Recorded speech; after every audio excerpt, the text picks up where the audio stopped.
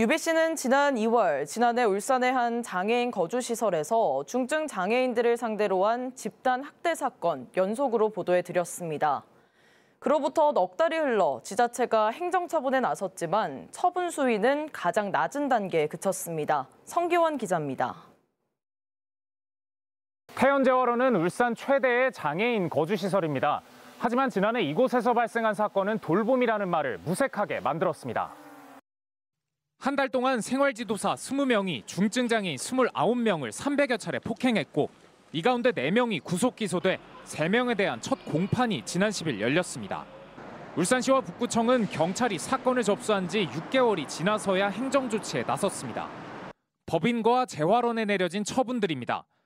관련자 인사조치와 재발방지책 수립 등을 오는 11월까지 이행해야 하는데 가능한 처분 가운데 가장 낮은 수준입니다.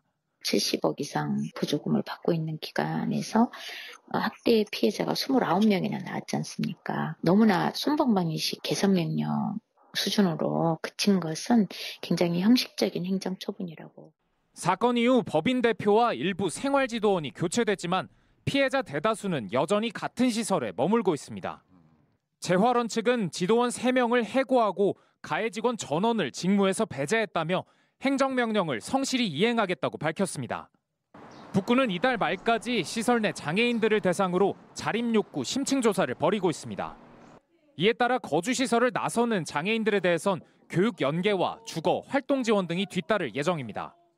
최근 국회에 발의된 장애인복지법 일부 개정안에는 장애인 거주시설에 대한 인권 실태 조사를 매년 정기적으로 실시하고 그 결과를 공개하도록 하는 내용이 담겼습니다.